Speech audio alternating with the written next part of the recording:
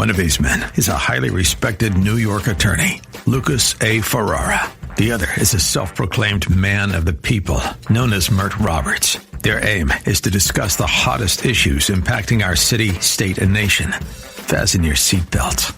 Shake It Off with Mert and Lucas, live, starts now on AM 970. The Answer. I'm broke, yeah, broke as hell, but I still walk like I wear Chanel. No gas, no cash, but I've got pride, and I won't let you inside. I'm broke but bold. Hey, Alex. Good evening. Let me guess. Is that song called Broke? You got it, by Alana Jordan. How funny, particularly given what we're going to be talking about next. Hey, Mert, how you doing, bud? Oh, is this a trick question? I'm doing good. No, did you have a good Thanksgiving? How was your Thanksgiving? Was it great? Well, yeah, it was great. You know, I ate the turkey, all the stuff that everybody eats. So I had a good Thanksgiving. What about yourself? Spent it with friends and had a great time. Alex, Gabby, how was your Thanksgiving? It was interesting. I went back home to my folks, and Gabby ended up low-key, nice. And then we went to Holiday Lane today, so it was nice. Sounds romantic. Now, Bert, talking about broke, do you think Trump and the GOP are in trouble given inflation and affordability issues? It seems like many people are telling me they feel like they're struggling. What have you been hearing? Well, that's an interesting question when you use terms like inflation and stuff like that, because I don't think really many people really look at it in those terms. I think they're just surviving. You know, people are always going to complain about something. You know, I go to the supermarket. People always talk about the price of eggs. People talk about the price of poultry, all that stuff. We're going to be talking about the price of eggs. But you know what? I don't think people really... It's America. It's still the greatest country, so I don't think people really are feeling it like they would in other places. So I think when people are complaining about some of this stuff, it's if you lost your job or something like that. Maybe if you lost your job or something like that. But for the most part, you're spending $2-3 extra on whatever you normally would have bought. So I think people are just exaggerating. However, that's my perspective. I don't know about other people. That's my perspective. It's $2 or $3 per item. It would be okay if it were just one item. Everything has gone up. Alex, Gabby, don't you aren't people struggling? Isn't that what you're hearing? Because that's what I'm hearing. Absolutely, and you know, we also, I mean, Gabby does a lot of shopping. I'm sure you're seeing it heavily impacting Gabby. So it's a lot. And I know that you have the benefits through the shutdown that were cut off. So well, you know what, though? It's you said it's impacting, but there's one thing that I don't see being impacted. I don't see Netflix subscriptions being impacted. I don't see people, you know, not vacationing. I don't see any of that type of stuff being impacted. I didn't see Thanksgiving impacted. Everything was on the table that was on there last year. So if things were truly so bad, I would see more things impacted. I still see the gym filled up with people. I still see the stores filled up with people. So how much are things really impacted? I think people are just complaining. Well, except for Mert, I think most Americans have a paycheck problem. I mean, it's starting to look like inflation and affordability have become the GOP's Achilles heel. Let me just make the case, Mert. After what happened on Election Day, Republicans are facing a political reckoning, in my opinion, because as you already know, on November 4th, the GOP suffered bruising defeats in gubernatorial and legislative races across New Jersey, Virginia, and New York City, and the common thread, as we've spoken about before, was frustration over affordability. Now, while inflation has technically cooled from its pandemic era highs, the perception among voters, Mert, is that the cost of living remains unmanageable. Gas, groceries, rent, utilities, all more expensive than they were a few years ago. And for many Americans, Mert, wages haven't kept up. And as conservative economist Stephen Moore put it, people see the higher price of beef and the higher price of eggs and the higher price of coffee and the higher price of health care. Perception is reality. That's important. Hey, Mert, don't you agree? The GOP, Trump in particular, are the ones suffering from a perception problem. I think they're in denial. Well, if you're going to talk about perception, because I have the luxury of not being a politician and running for office right now, I'm not going to lie to the people because I am the voice of the people. And everybody out there needs to realize this. Wages have been out of balance with all this growth for decades now. So that's nothing new. It's been existing under Democrats and Republicans, so that's nothing new. So all we're doing is recycling the same old, which is good if you're running for office and you want to try to put dirt on the other party. But I'm going to keep it real. And I don't see anything different about America. Now, you can go to certain pockets of this country and you'll see it hit hard. But I guarantee you, if you go to these certain pockets, the reason that they would be suffering would be for reasons not related to who's in office. I think this country is doing well, and I think he sounds like he's a Trumpster, doesn't he? This has nothing to do with Trump. All of a sudden, he's a Trumpster. Look, I'm going to keep it real, Mert. And if you're wondering, people are actually buying the idea that the economy's fine. Spoiler alert. They're not. The University of Michigan recently dropped its November consumer sentiment numbers, and they are ugly, like 1970s recession ugly. The headline number, Bert, 50.3. Now, that's the kind of score you get, just to put it in context, Mert, when people are bracing for layoffs, skipping for the nice stuff in the grocery store, and wondering if their paycheck will go past Wednesday. It's down from 53.6, nearly 30% lower than we were a year ago. I'm going to say this. That's not a dip, that's a nosedive. Go ahead, my friend. If you ask women, ask any woman who's about to go on a date, and this is a good measure of, are we really going through anything? Would she be okay with going to McDonald's because times are tough? What do you think she's going to say? You think she's going to be okay with that? She's going to say, no, I deserve to go to a nice restaurant because I'm a high-value woman. So that lets me know that Americans aren't feeling what they're saying they're feeling. They're complaining because Trump, or they're complaining because Biden. It's all political. You're going to use a date analogy? Look, hold on a second. A lady got in a lot of trouble a couple of years back.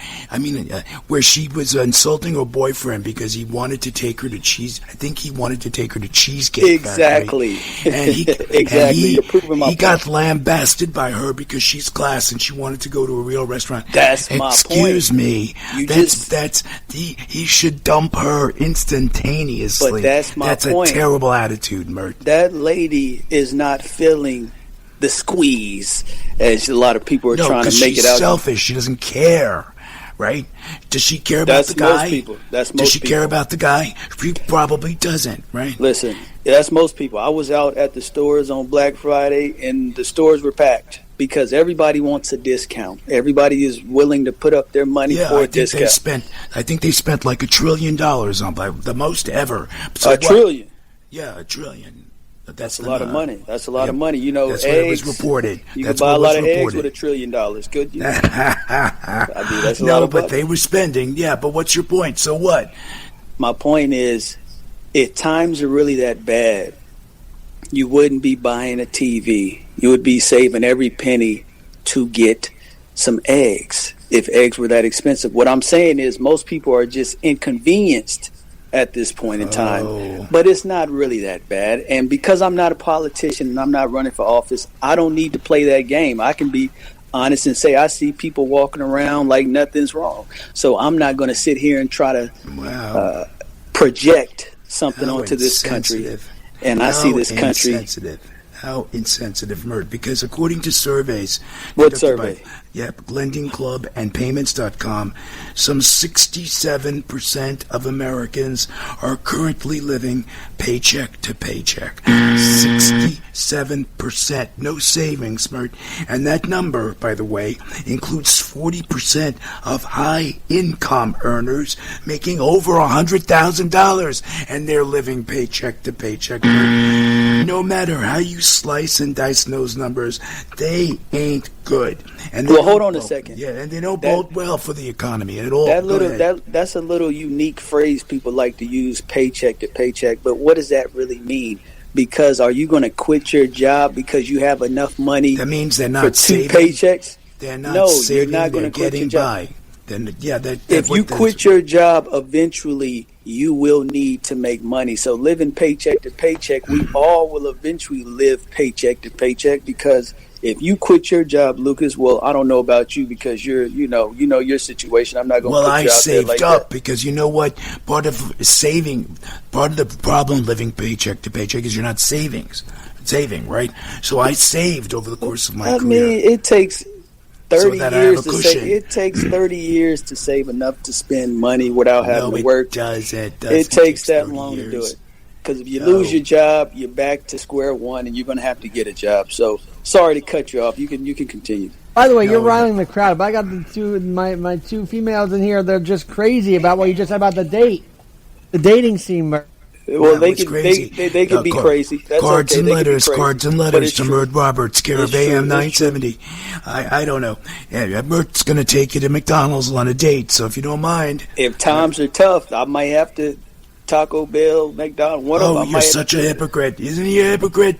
Well, times are tough. Oh, my goodness, you're a hypocrite, my friend. I wouldn't mind McDonald's, Burger King, Taco Bell, and I'm a high-quality, high-value woman, as you say.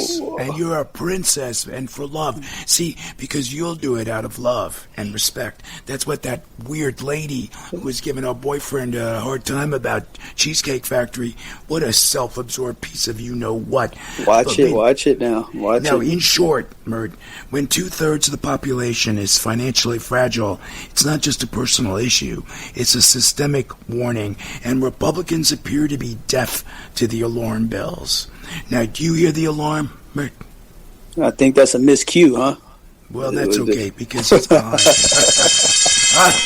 I had to wake up first. Do you hear the alarm, Mert? I heard it there. I heard it now. Okay. Well, let's start with... There you go. Look, CNN recently summed up, polling on the economy shows flashing red lights for President Donald Trump. Even Trump's allies are sounding the alarm. Stephen Moore, a longtime economic advisor, said they're paying more attention to the rise in prices rather than the rise in wages. Perception is reality. And right now, the perception is that everything costs more and paychecks aren't keeping up. Forget inflation. The word on everybody's lips is affordability. We said this before. Can you afford the rent, gas, a night out, for example? Not a Cheesecake Factory. Frank Luntz, the GOP ghost to the poster, nailed it.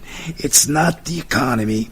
It's not even inflation. It's affordability. And the numbers back him up. Now, a price of eggs, Mert, in 2020, remember I told you we were going to talk about eggs. Mm-hmm. What was the average price for a dozen large grade A eggs in 2020? Do you know? Well, I'm allergic to eggs, so I'd have no clue. But you don't have an idea. A dozen eggs. Gabby, dozen eggs in 2020. $4.99. Okay, judges? Judges are sleeping. Something is wrong with the judges. They're on strike, I think, Bert. $1.51. $1.51. By 2025, Mert, this is where the prices climbed up, Gabby. That price has climbed to $3.59, closer to your price, according to the Bureau of Labor Statistics. Adjusted for inflation, Mert, the real cost of eggs this year is equivalent to $7.19 compared to $2020, a 100% over 100% increase in 5 years. That's horrible. And that same is true for margarine, frozen juices, peanut butter, sugar, flour, baby food, with prices increasing from 35% to over 50%, Mert.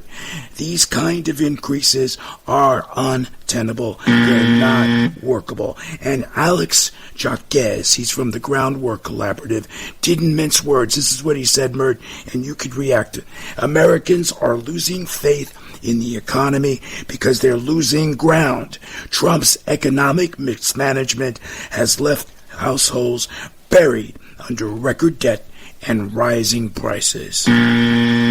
Now, how do you defend the Trumpster with those facts and figures? Come on. Well, I don't defend the Trumpster, but I do respond to when somebody says people are losing faith in something. I'd say people aren't saying. I'd say they're not losing faith in anything. What people are doing is they're being spoiled babies, because you said something earlier, and I pay attention to everything you said. You said one of the things people are complaining about is they can't afford to take somebody out.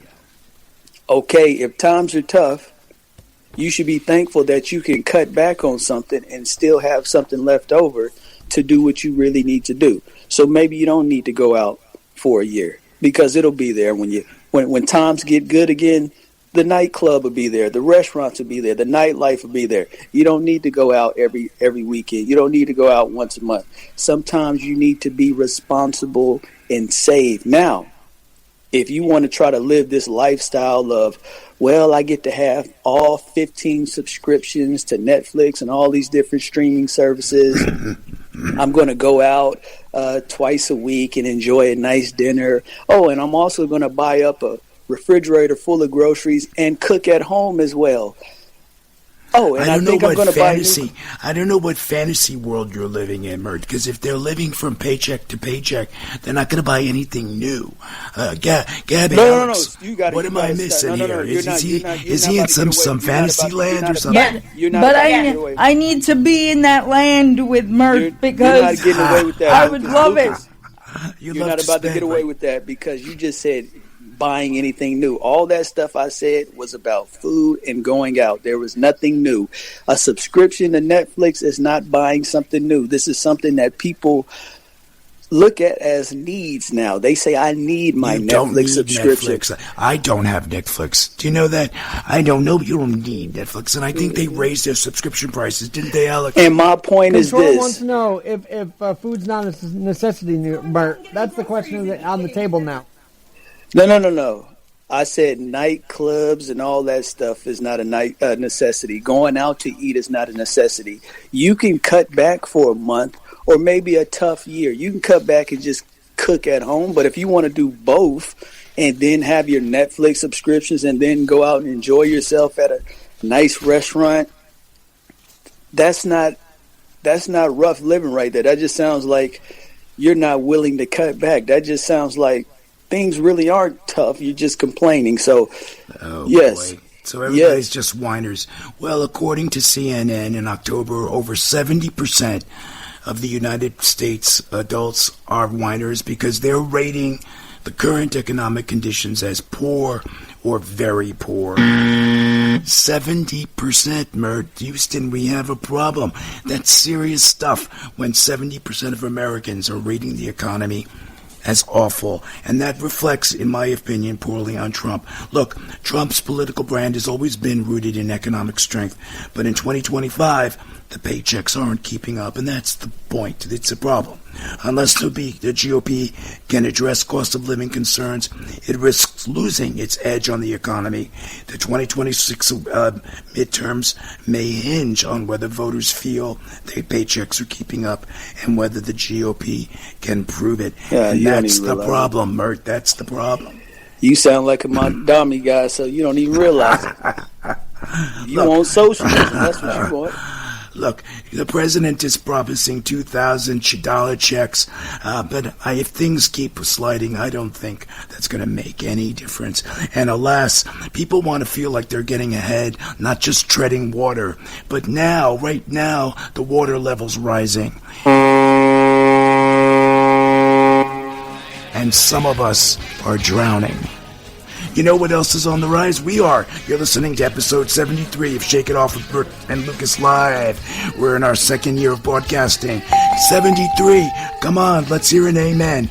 This is Lucas Ferrara. You've been hearing from Mert Roberts, and you've been hearing from Alex Gabby and Princess Gabby Pisani. When we come back, we're going to have a special guest for you, and we're going to talk about false idols, how diversion is destroying democracy. So don't go away. When we come back, Kurt Warner continues his quest to save democracy.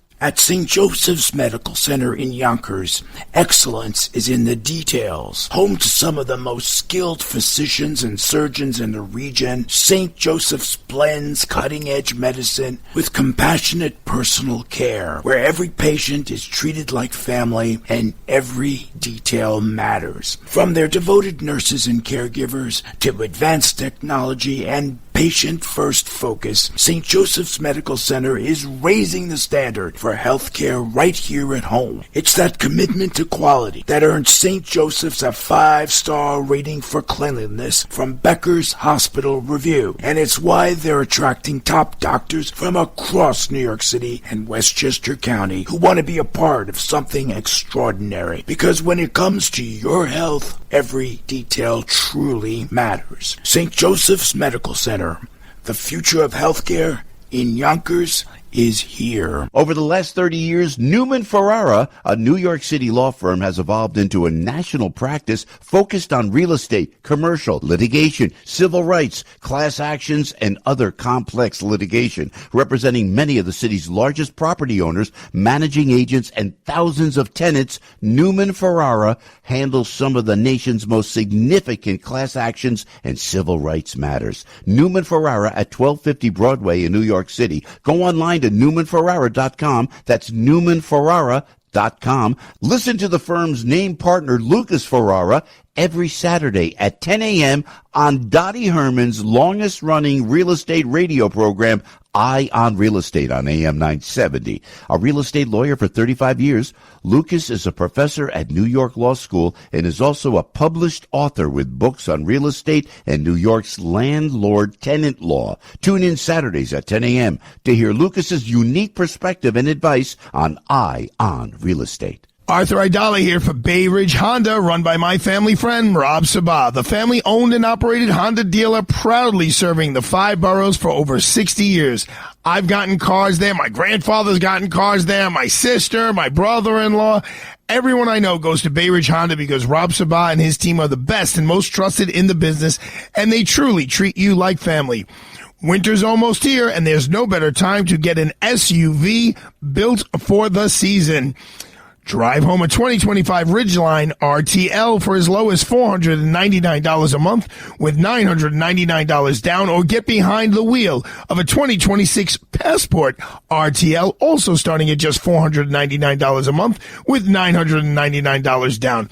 Don't wait. Stop by Bay Ridge Honda at 4th Avenue and 88th Street in Bay Ridge, Brooklyn, or visit BayRidgeHonda.com, BayRidgeHonda.com for complete details. Nowadays, when a lot of food is good and expensive, Michael's of Brooklyn is something that's just plain good. And if you want the best homemade Italian food, then you must get to Michael's of Brooklyn, Avenue R off Nostrand Avenue.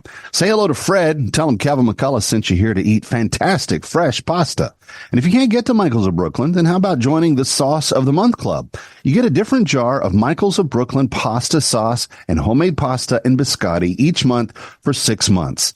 Each month receive exquisite sauces ranging from arrabbiata to puttanesca and, of course, the fresh marinara. They're family-owned and operated, and I can attest to the authenticity of every one of their recipes. That's why it's stacked in my pantry. Everything is made completely from scratch. Even the sauce they sell in the grocery stores nationwide. They make it right there at Michael's of Brooklyn. So visit michaelsofbrooklyn.com and join the Sauce of the Month Club. That's michaelsofbrooklyn.com, or call 718-998-7851. Michael's of Brooklyn, serving the community since 1964.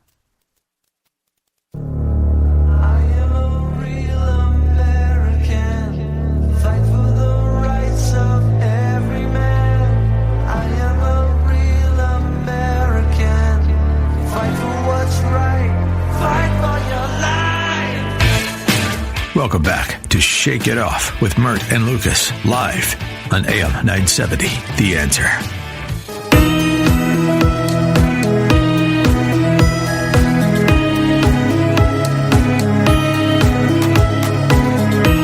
What is that, Alex? What's that? All right, this is called Shooting Star by Kay Dix. Interesting choice given our next guest. Kurt Warner is a licensed clinical social worker and therapist and has been practicing social work for 18 years. He's been published in the academic journal Disability and Society. He was also a contributing writer in the book Same Time Next Week, True Stories of Working Through Mental Illness. He's the author of Victory in Every Fall, The Antius Approach to Overcome Disabilities, Utopia Realized, In Search of a Just Society, and a book we're going to be speaking to him tonight about, False Idols, How Diversion is Destroying Democracy. You're going to love this, Mert. In False Idols, Kurt argues that modern society's obsession with entertainment, celebrity, and digital distractions erodes civic engagement and threatens the very foundation of our democracy. Fasten your seatbelts. Let's talk to Kurt about that. Welcome to the program, Kurt. Thank you so much for having me. It's very much an honor. Lucas, yes, can I ask him a question to begin? Yeah, go right ahead. Be careful, Kurt. It's the Mertinator. I'm innocent. I'm a nice guy. I'm not out here to hurt anyone. But you said something about idols threatening in your intro there, and I wanted to ask Mr. Warner: is it a threat? Because my perception is a lot of people are using idols as coping mechanisms. You know, they get inspired. You know, if I like Michael, if I fancy schmancy, that's pretty good analysis there. If I like basketball and my favorite player is Michael Jordan, and I want to buy his shoes and I want to, try to aspire to his level of greatness, is that a threat or would that be a good thing? From your perspective, how would you diagnose that? So psychologically, I think that's a good question, first of all. And psychologically, I think that can certainly be a good thing if it's kept in moderation. In other words, if it gives you meaning to be like Jordan or, James or anybody else, then that's something that's, could be very psychologically beneficial. But when the average sports fan, as I note in the book, the average sports fan spends 302 hours of time per year watching sports, which is a remarkable amount of time. I argue that the opportunity cost of that time would be they're not engaging in making a better society, engaging in civic realms that could make us better off in general. And that's what Juvenal, the poet, argued many years in ancient Rome. He argued this he saw this in ancient Rome to start with, because the government would placate them, not with Jordan and shoes or anything like that, but bread and circuses, so that they wouldn't question, they wouldn't engage in civic Kurt, responsibility. You used the word where you said moderation. Now, yes. Are you saying that people should be moderate because, for the most part, most people won't rise to that? Because I think most people say, well, I need to put my all into something. I need to commit 100% to something. And if it's something that they're really not gifted at, you telling them they need to moderate their attention to that, would that be looked at as a negative? Because if I think I can do something and I want to devote all my energy to it, it might not be the most productive thing. I might want to, be a rapper or something like that, and I can't rap, but I want to commit all my time to trying to get better. Would that moderation word be an insult to somebody who says, but I'm trying to get great? How can I moderate when I'm trying to be the best? I need to put all my time and energy into this. So from an individual standpoint, I'm all about certainly individual freedom, and if one wants to engage in putting all of their energy and all of their, into some activity to make themselves, great, then that's their prerogative. But at the end of the day, the opportunity, if everybody does that and everybody engages in some sort of opiate that makes that happen, I think we lose. I think we get, from a Roman standpoint, another, Nero eventually, who just takes, I'm going to go on record and say I agree with that. I'm going to let Lucas go, but I agree with that. I'm just trying to get you to explain it, because you're the expert at this. But I agree with that. I think most people should find something that's productive, because most people can't be like me and Lucas and have radio jobs and stuff like that. Most people got, but absolutely.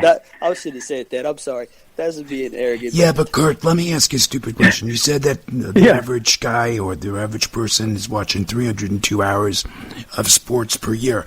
That's under an hour a day. That, to me, doesn't sound like a heck of a lot. I mean, but what's wrong with that? I mean, look, we're all entitled to a break, right?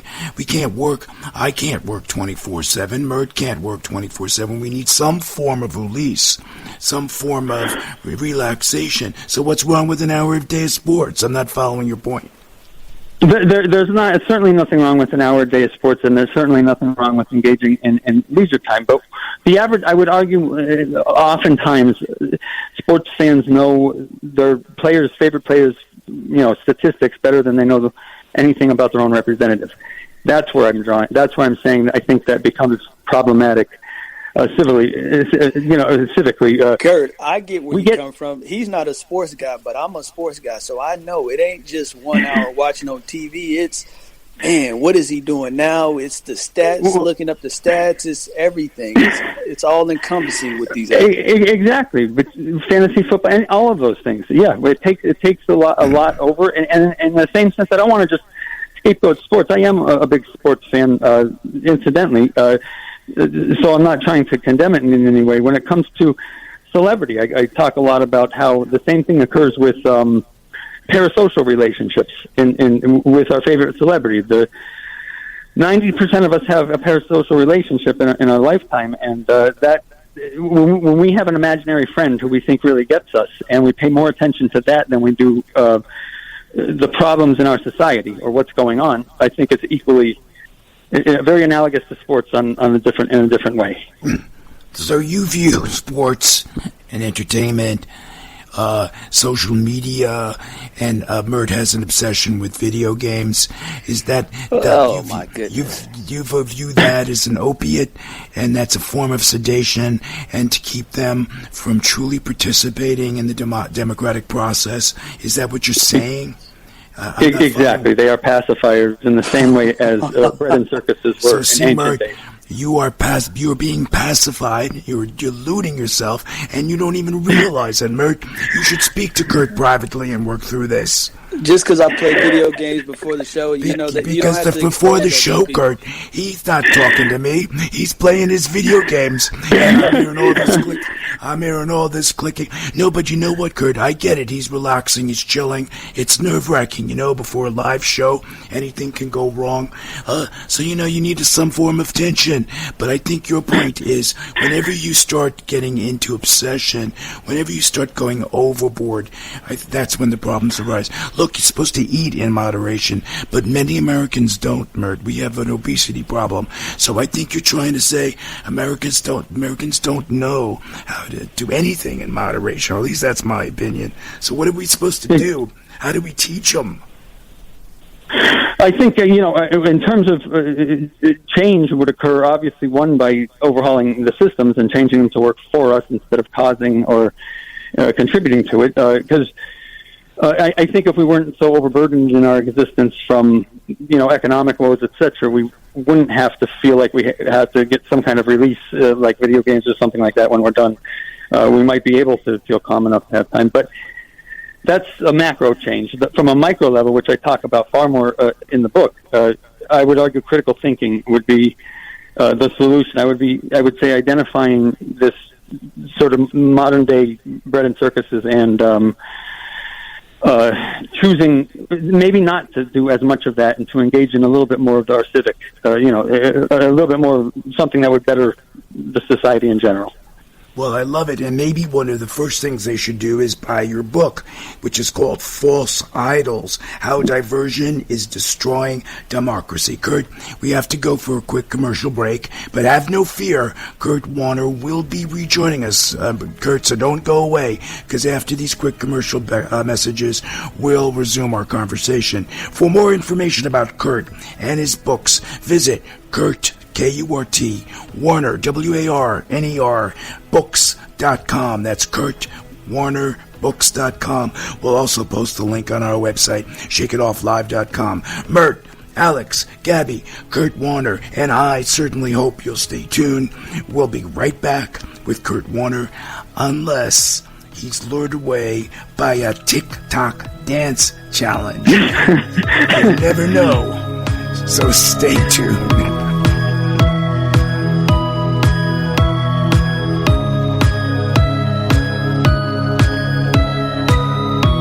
Under the visionary leadership of Mayor Mike Spano, the city of Yonkers is undergoing a remarkable economic renaissance unprecedented in its history. A key to the city's success is the Yonkers Industrial Development Agency. In the past 5 years alone, the Yonkers IDA has provided financial incentives for development projects representing nearly $4 billion in private investment and more than 8,100 residential units planned, completed, under construction, and approved for development. And it has created nearly 10,000 construction jobs. And now, thanks to IDA incentives, Yonkers is home to Liongate's $100 million state-of-the-art TV and film studio, the largest facility of its kind in the Northeast. To learn more about the financial incentives provided by the Yonkers IDA, visit www.yonkersida.com or call 914-509-8651. That's www.yonkersida.com or 914-509-8651.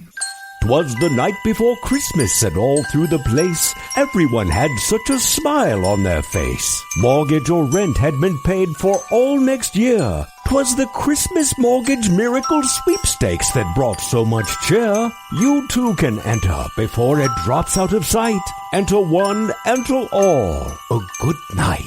Enter the Christmas Mortgage Miracle Sweepstakes. Visit am970theanswer.com to enter. That's am970theanswer.com. Over the last 30 years, Newman Ferrara, a New York City law firm, has evolved into a national practice focused on real estate, commercial, litigation, civil rights, class actions, and other complex litigation, representing many of the city's largest property owners, managing agents, and thousands of tenants. Newman Ferrara handles some of the nation's most significant class actions and civil rights matters. Newman Ferrara at 1250 Broadway in New York City. Go online to newmanferrara.com. That's newmanferrara.com. Listen to the firm's name partner, Lucas Ferrara, every Saturday at 10 a.m. on Dottie Herman's longest-running real estate radio program, Eye on Real Estate on AM 970. A real estate lawyer for 35 years, Lucas is a professor at New York Law School and is also a published author with books on real estate and New York's landlord-tenant law. Tune in Saturdays at 10 a.m. to hear Lucas's unique perspective and advice on Eye on Real Estate. Hey, it's Joe Piscopo. We just spoke to our friend Alex Kinsella over at Route 22 Toyota in Hillside, New Jersey. Alex tells us they're not waiting till the end of the month, and neither should you, because their Black Friday savings event is going on right now. They're stuffed with hundreds of Toyota's best-selling SUV, the Toyota RAV4, so they've drastically reduced every RAV4 in stock, including the RAV4 LE all-wheel drive, which you can lease one today for just $149 a month. Route 22 Toyota can save you even more with available zero-down leases or 0% APR financing. And if you're looking for a great pre-owned ride, check out their huge selection of pre-owned and Toyota-certified used vehicles, all priced to move. Browse and shop at Route22Toyota.com. Looking to sell or trade your current vehicle? Call Route 22 Toyota at 973-705-8905 for a risk-free appraisal during their Black Friday savings event going on now. And remember, tell them Joe Piscopo sent you. You never know who will drop by the Joe Piscopo Show. President Trump, we appreciate your valuable time. Joe, you've been so nice to me for so many years, and they said, do the show. Your show's a big show. You do very well. I want to tell you, you're fantastic, and say hello to all of your listeners, and there are plenty of them out there, and I'm a fan of yours and theirs, and thank you very much, Joe. Yes, sir. God bless, President, and Godspeed, Take care sir. of yourself. Listen to Joe Piscopo, weekday mornings from 6 to 10 on AM 970. The Answer.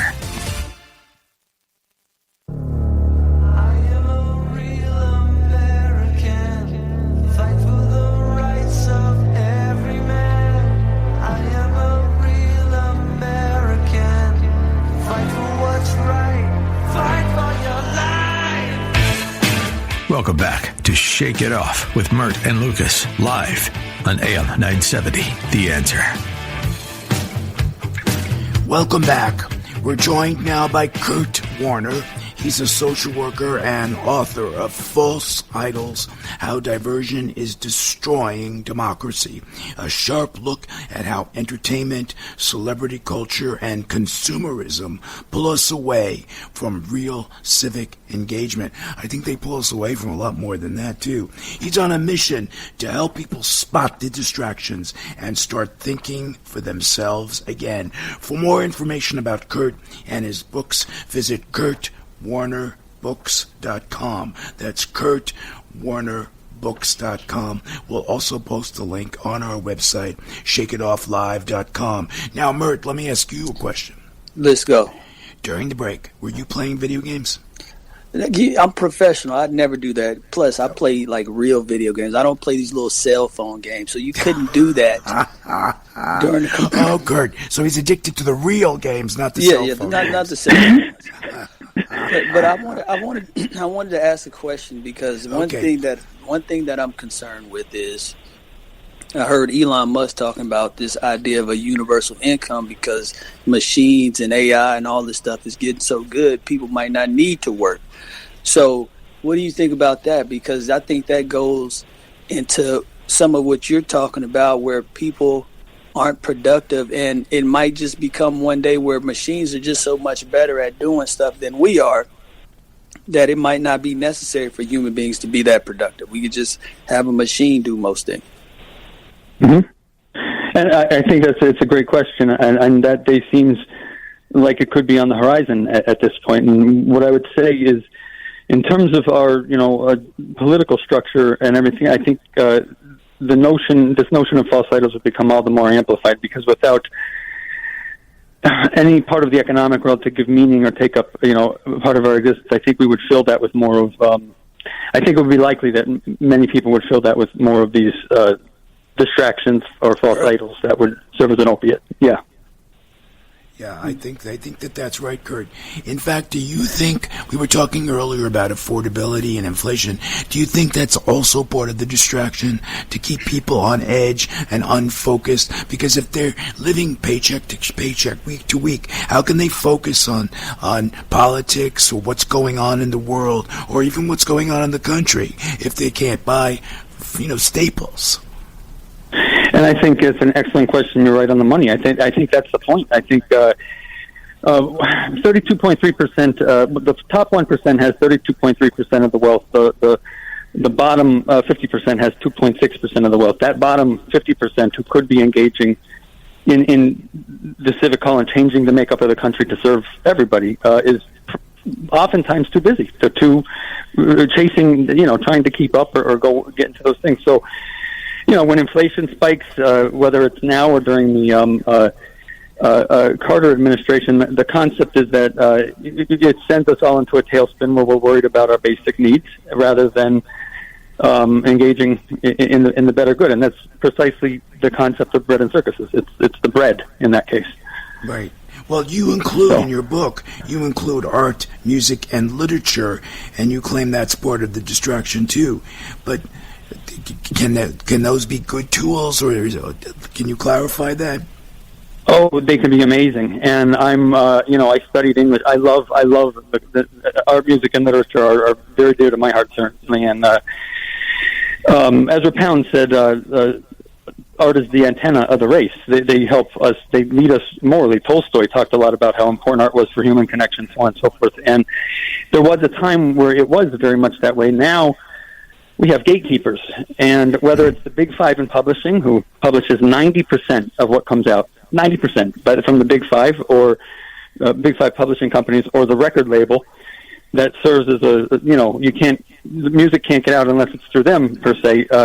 They tend to control what message gets out, and I tend to notice a very homogenized message. One of the things I talk about in the book is the simpler the song or book or anything else, the more it usually catches on. And the messages are usually very simple. They're about very specific things that I think you are a far cry from, let's say, Upton Sinclair's The Jungle or John Steinbeck's The Grapes of Wrath. In terms of meaning and change that's presented. And those are great books. I get it. Mm-hmm. But people have lost their attention spans. They've diminished dramatically. Well, Kurt, what do you think about this idea?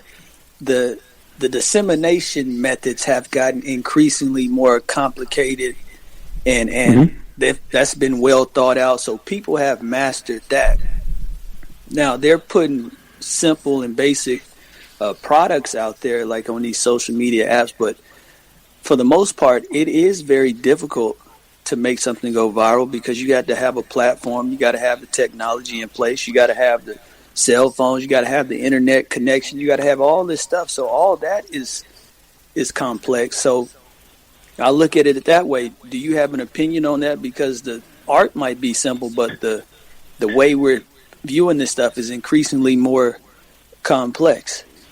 And I completely agree with what you're saying. But when you say more complex, are you saying that there are more? You have to have a base in order to get a message out. Is that what I heard? Would you agree with that? Well, you could put it that way. But what I'm really saying is, 1,000,000 years ago, it was radio stations. Yes. Today, it's radio. It's cell phones. It's TV. It's so many different methods to receive a message now that the complexity of all this has increased. So I would say that even though the art might be simple, people are still innovating in different ways. So that's why I wanted to get your thoughts on that, because I think the creativity is just in, all right, we don't care about the music anymore. We just want to make it so that everybody can view this stuff. You know, you go to Africa now, and they can look at the same stuff Americans are looking at easily. It's not even complicated. They can easily look at this stuff. So don't you view that as progress and creativity and a good thing? Or do you say that's not in this? No, I think it is. I think it is a wonderful thing that the message can certainly take a lot and go in a lot of different mediums and reach a lot of different people. It's what the message is saying and who's controlling it that I'm concerned about in terms of I think that's the most important thing to address. And I don't know if am I hearing it correctly that you feel like it's wide open, anybody can get out there if they want, or? Oh yeah. I think that's the case. So are you saying that that's not true? Because you can educate me if you're saying that it's not as wide open as I might think it is. Is that what you're trying to say? It's not? Well, Kurt, let me add to that. Aren't people self-publishing books? Aren't people releasing independent movies outside of the studio system? Aren't people, major artists are releasing singles and records, on the internet via tokens and all this other. I mean, the distribution models have shifted, so the method of communication is shifting as well. So I'm not sure. Are you saying though? See, I would agree with you though. I think that the media is controlling the message and distorting the message also. And if you look at the independent publishers versus the entities like the big five publishers, the reason it's 90-10 is because the 90 has a megaphone that tends to drown out the 10% of, let's say, independent publishers who go out there. So yes, I agree with you totally. Anybody could get on Barnes & Noble and publish a book, or Amazon, any major, they could self-publish. But getting it out there is a very different thing. In other words, attaining wide readership. And that, in my opinion, seems to take the vessel of one of those companies. Yeah. That's true. That's right. Yes, okay.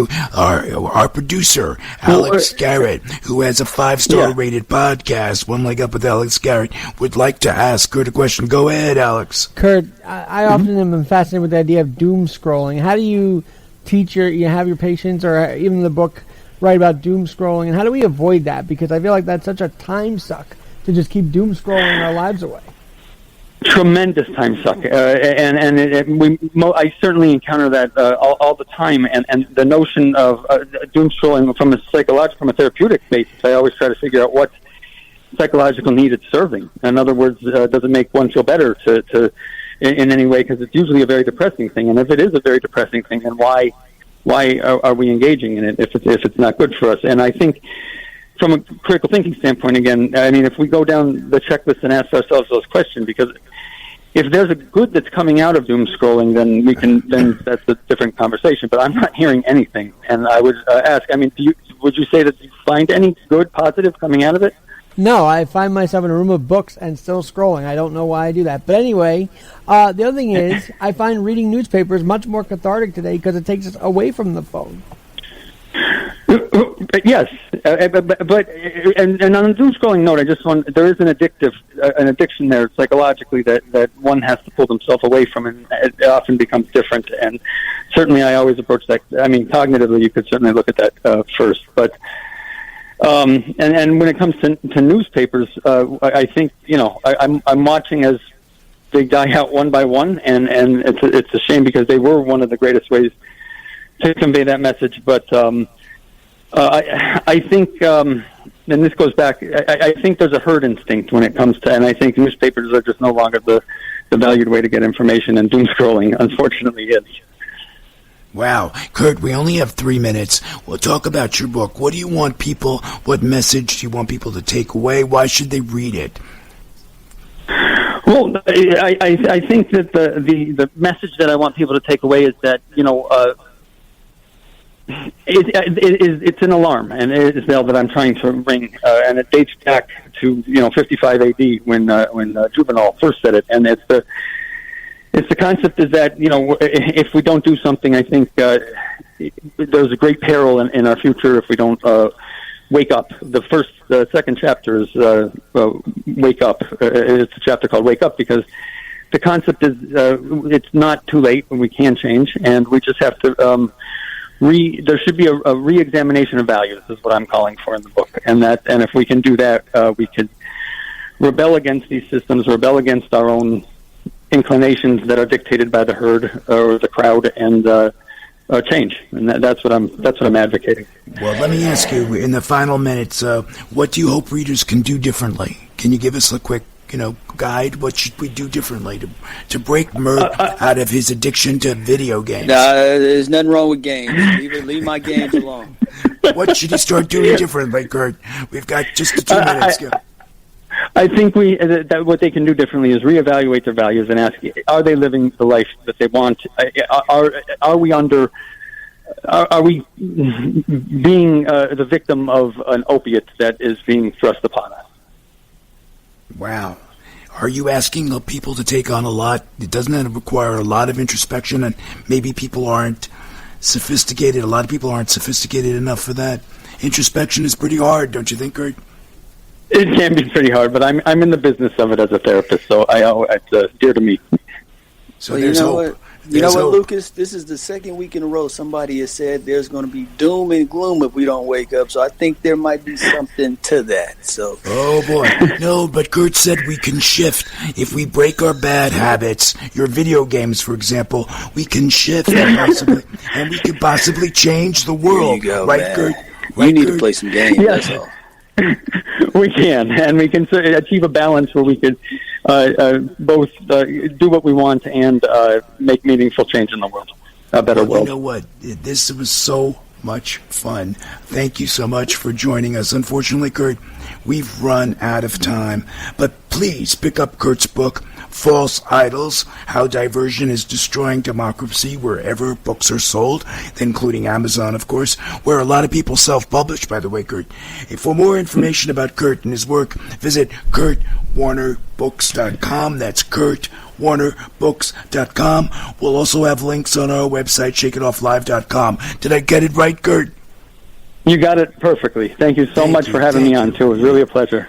It was a pleasure. Thank you. When we return, we'll be joined by Christopher Henze, a filmmaker and cultural disruptor whose work examines the collision of truth, pain, and power.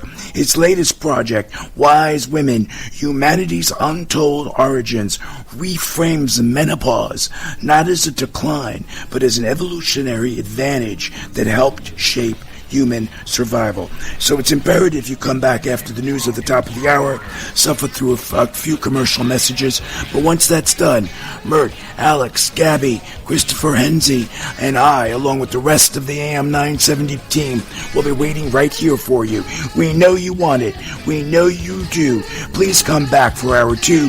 Shake It Off with Mert and Lucas live. Lots more controversy awaits. Don't you leave us just yet. When we return, we're certain to give you a pause as we deep dive into a film about menopause.